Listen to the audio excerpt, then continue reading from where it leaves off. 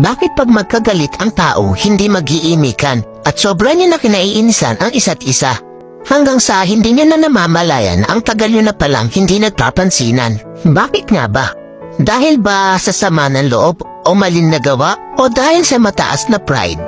Sa sobrang taas ng pride, nagpapakiramdaman kayo kung sino ang unang hihingi ng tawad. Paano kung pareho kayong ma-pride? E di habang buhay na kayong walang pansinan at mag-iinisan, di ba?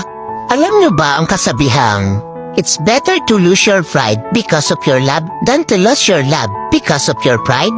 Hindi naman masama kung itapon mo muna ang pride mo para sa taong mahalaga sa'yo. Kaysa naman itapon mo yung pinagsamahan nyo ng dahil lang sa pride mo.